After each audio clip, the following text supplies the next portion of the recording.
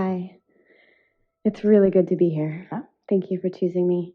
And I am so ready for something different, to feel good. And I know it's my beliefs that are holding me back. That's just the most confounding thing, isn't it? I want so much to feel good that I can't. I want so much to feel good that it hurts. It does. Yeah, so have you tried taking a nap? Because when you wake up, you have a better chance of feeling good. What is it that's all over your face? What is it that you are using so steadily as your excuse not to feel good? What's bothering you? I don't feel good all the time. I'm exhausted. I'm sick. I got sick last year. That's why we said the receptive mode is the replenishing mode. And do you know how people get exhausted?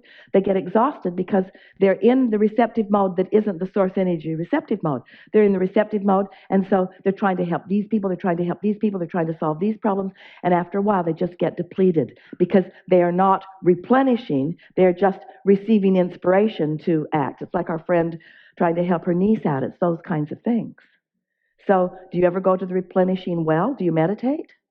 I try, but I feel like then I just have all this, like with. But listen to the way you're arguing for your limitations. Did you ever have an effective time of meditation? Yes. And what does it feel like? There was a time in my life. Don't get too philosophical about it, because your philosophy is what's tripping you up. What did it feel like when you had a successful meditation? Calm. Felt calm. Calm in comparison with what you've been describing of not feeling good. Does calm feel good? Yes. Yeah. So for a little while. But you see what you just did? You turned calm into something that doesn't feel good. You're like deliberately leaning away from your receptive mode. And it's all right. A lot of people do it because you've been facing facts for so long. Yeah. What are the facts that you are facing that make you feel so uncomfortable? Who do you listen to on the radio?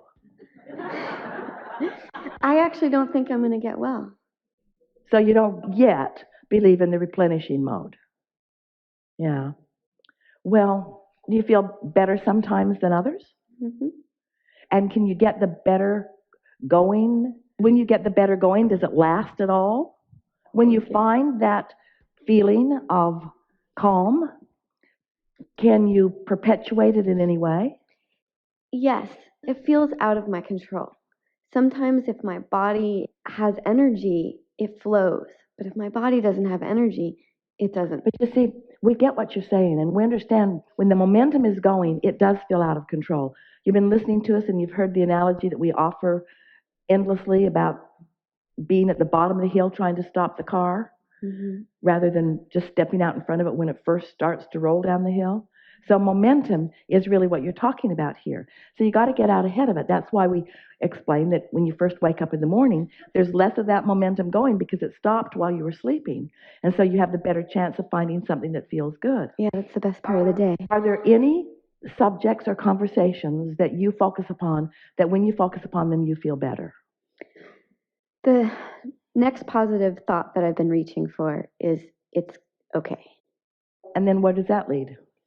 It's okay right now. I'm okay right now. Yeah. And then where does that lead? I can string some moments of okayness together and I can feel okay. And how about I have felt okay and I felt not okay and I keep feeling okay. So I guess it doesn't matter if I feel not okay because I can feel okay again. So this is evident of it feeling better. So what is the distress that you are predominantly feeling? Describe it to us. That because I have no energy, I won't be able to continue in my purpose, my life, my relationship. All right, so then energy is the frequency of money. It's money. Money is nothing. My energy is what I can produce. All right, so if you listen to us long enough to accept the premise that there is a never-ending stream of that energy, and so have you come to the conclusion that there is energy, but for some reason you're just not able to tap into it? Yes. And have you also followed us when we say that you know when you're not tapping into it because you feel negative emotion, and you know when you are tapping into it because you feel positive emotion? So can you accurately say you never tap into it? No. So would it be more accurate to say sometimes I tap into it and I'd like to do that more? Yes. Is it accurate to say I know when I'm in the receiving mode of it and I know when I'm not? Sometimes.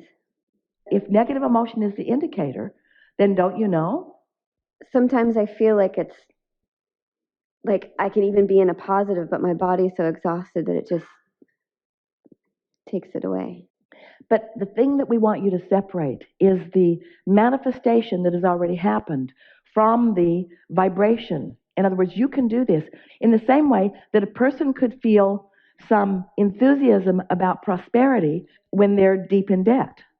If your current condition is going to control the way you feel, then you're right. You'll never find the energy. But if you're smart enough to know that this current condition is only the byproduct of what I've been doing energetically, and that I can do something different, then doesn't that make you know that you can make a change? Isn't it logical? It's completely logical. Do you ever wonder what your inner being knows about this? We really want to talk about this depleting of energy because so many of you, you focus upon things that are debilitating energy-wise, and you keep doing it because you think you have enough resiliency to withstand your own vibrational storm. And you get away with that for a while. You get away with that for a while, but the longer you do it, the more it depletes you. At the same time, the more you are depleted, the more you're asking for energy. So you've got this thing going on where you're depleted and asking, and the energy is coming, but you're disallowing the energy that's coming. So imagine a rubber band, and someone's got hold of one end of it, and you're taking hold of the other end of it, and you're just barely pulling on it, just barely. So let's call this end the desire end, and let's call this end the resistance end. So there's a little desire and a little resistance. Doesn't feel that bad. But what if the desire is like this, and you're pulling against it? That's the feeling of depletion that you're talking about. And what it means is you have strong desire. And that's the thing that you want to amplify. I wouldn't be this depleted if I didn't have strong desire. If there wasn't a strong countering energy that my inner being is flowing to me that I am denying, I wouldn't feel depleted. And haven't you asked yourself that question so many times when you look at people that don't know anything about any of this and they're just sort of bipping along, bumbling along, seemingly living happily ever after, not really asking for that much. They don't care. They don't even know all the things that they could want because they've not even thought about all the things that they could want. Sometimes I'm jealous of that. Well, here's the deal. There's no such thing as regression. You can never be less than your life has caused you to be. So you have one and only choice, and that is to receive the energy that you've been asking for. What you just said to us, I wish my life hadn't caused me to ask for so much because somehow I can't get into the receptive mode of what I've asked for. So therefore I wish that I hadn't asked. That's never, never, never, never, never, never true from your broader non-physical perspective. But we can understand how it feels when you're not letting it in. We refuse to acknowledge that you never let it in. We know that you often do. We refuse to acknowledge that you can't get hold of this and really get it going because we can feel the power of your desire. We refuse to acknowledge that you won't be well or that you cannot do that because we can see what's going on in this vortex. We can see how close to being in the receptive mode you often are. And we are really not interested in being a sounding board that perpetuates your statements that are working against you. You got to use different terminology or sleep a whole lot more. So how can I get out of the way? You got to look for more positive aspects. And when you find them, stay there just a little while.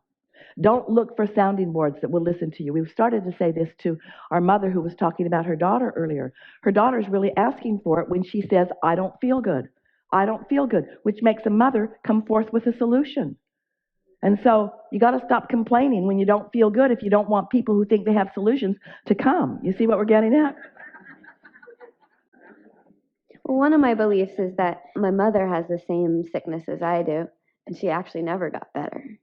And so, like, I bump up against that too. I see it, and So we just want to put things in perspective for you. Sickness is about depriving yourself of energy. And when you really, really care about things, you ask for really strong energy. And when you deny it, you feel really, really bad. And if you can just look at it in that way, if you can stop framing it out in other ways, if you want to be well, you've got to stop arguing for the fact that you can't be. And if you believe anything that we've been saying, then that should be something that you want every word that comes out of your mouth to be leaning in that direction. And we're not saying that you can get there all at once because momentum won't let you, but you can sure do better than you're doing as you're sitting here talking to us. You could make many more positive comments than you are about this thing that you want so much. Do you believe that you're an energy being? I believe that I'm an energy being. Say it. I believe I'm an energy being. Do you believe in law of attraction? I believe in law of attraction. I believe in law of attraction. Do you believe in your guidance system? Yes. I believe in my guidance system. Do you believe system. that your emotions are important information? My emotions are important information. I believe that before the feeling of lethargy sweeps over my body, that there were negative thoughts that preceded it. I believe I can catch those negative thoughts. I know they're there. I believe I can catch them. I believe I can turn this around, not all at once, but in time. I believe that now that I'm the second generation of this, that it's time that somebody got their hands around understanding what's going on. I believe that I'm a byproduct of observing something that became my vibrational frequency. I believe that I don't need to conditionally offer a vibrational frequency. I believe that I can unconditionally offer a vibrational frequency. Do you believe that? I'm going to try it on. I want to believe that I can offer a vibrational frequency that is different from the reality that I have observed. It is our absolute knowing that you can. It is our absolute knowing that you can. And sometimes us knowing it so much helps you know it just a little bit more. But you're right, you got to try it on because words don't teach. Yeah. Have fun with it. Yeah, yeah, yeah.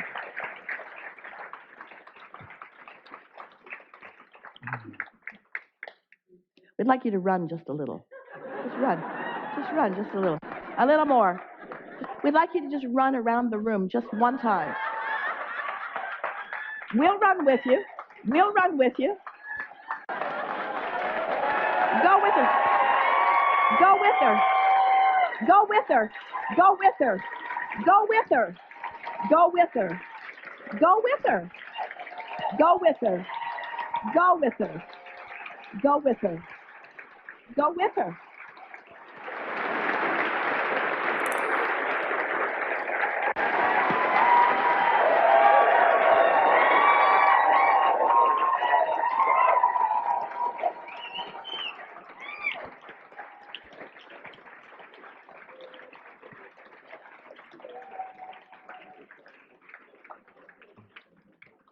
Stop making stuff up.